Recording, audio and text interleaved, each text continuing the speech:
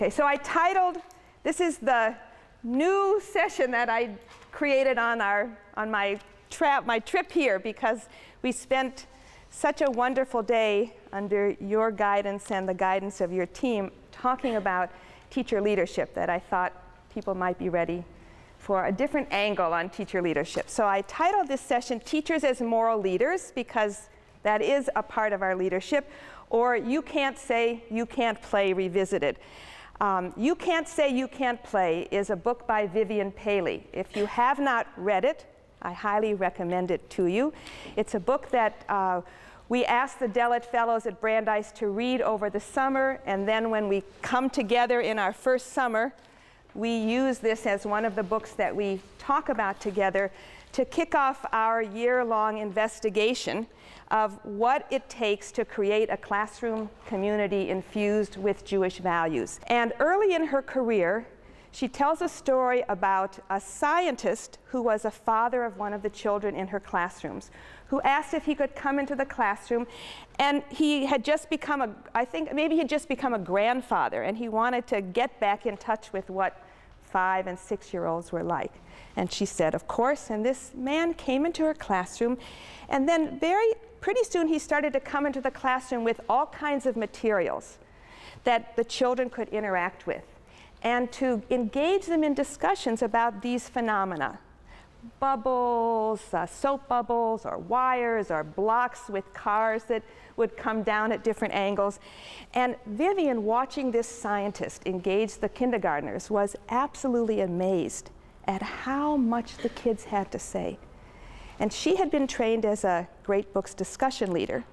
In the Great Books approach to discussion leading, you as the leader ask a question about a text that you yourself are still puzzling about, that you don't have the answers to. And your main job is to ask questions and to help the participants build on each other's ideas in order to resolve the interpretive question that's framing the discussion. Despite the fact that she'd had this training, she became aware, increasingly aware, as she watched this grandfather scientist get her kindergarten kids so excited about hypothesizing how particular phenomena were working, and how he was able to get so much out of the children. And she started to wonder, what role am I playing in promoting talk among kids? And slowly, slowly, slowly, she began to think harder about what she was doing, and she decided that she would put a tape recorder beside her when she was leading discussions with her kindergartners, and try to understand better when kids got excited about the topic and had lots to say, when the discussion kind of bogged down, and basically what her role was in nurturing or impeding discussion. And what she discovered pretty early on in this foray into teacher research is that when the kids were talking about what she called the 3 F's, friendship, fairness, or fantasy, the conversation took off. But she also discovered that when she did as much talking as she was disposed to do, the conversation died down.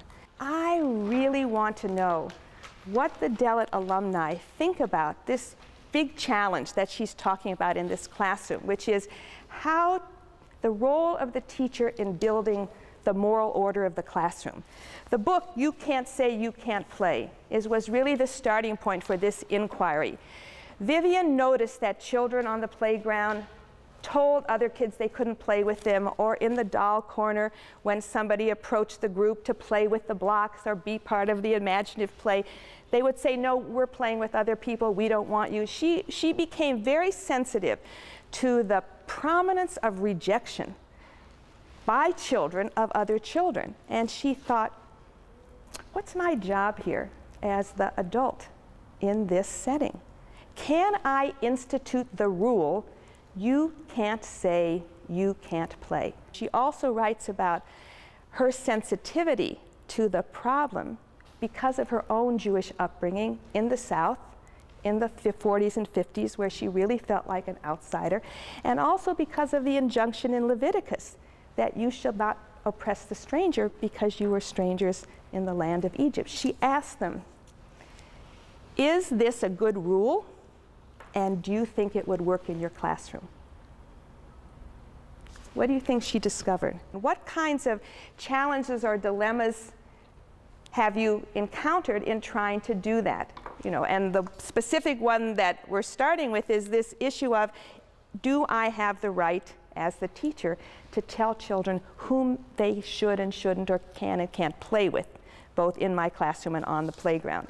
I think that's a kind of a big issue, and it stands for a whole set of problems under this heading of shaping the moral order of the classroom. As always, wherever I go, I try to visit a school in this area.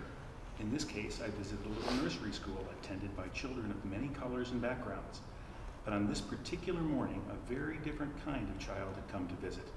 Every Friday morning, a few children from a school for severely brain-damaged children were brought just for the purpose of being with ordinary children. No miracles expected, just to be with ordinary children. None of them could sit up or walk by themselves. They were pushed in wheelchairs, or they were carried. I was immediately attracted to a little boy named Teddy. He was strapped in a wheelchair, a heavily padded helmet on his head because he had very little control over his head. When they arrived, the teacher was reading a picture book, holding it up in the way teachers do when they're reading to young children. Teddy's face was a blank. He sat slumped over. I wondered for a few moments if he might be blind. But the minute the teacher closed the book, his face lit up, his eyes opened wide. This was only his second visit to the class, but apparently he remembered when the storybook is closed, children are allowed to play. His head began to shake. From the bottom of his feet, there seemed to begin a convulsive movement that one could almost see grow through his body. He contorted, stretched, and lunged until finally a single word emerged: car. His teacher got up immediately, smiled, went out to the van and brought back a little red car into which Teddy was strapped and cushioned. This car, made for him by his father, the carpenter, enabled him to pedal, gave him movement, locomotion. I looked with amazement at the transformation in Teddy's face as he pedaled to one of the play areas, a pretend stall. There was a little boy from India, or Pakistan perhaps, with a toy cash register, and Teddy pedaled up to that toy counter. Again, spasmodic movement rippled through his body until a second word came out. This time it was the name of a breakfast cereal, Crispies. He reached out his hand as if he had money in his hand, and the Indian child gave him 2 empty little cereal boxes, saying in a crisp accent, "There you go, sir, 2 for the price of 1. Teddy's face filled with love and joy.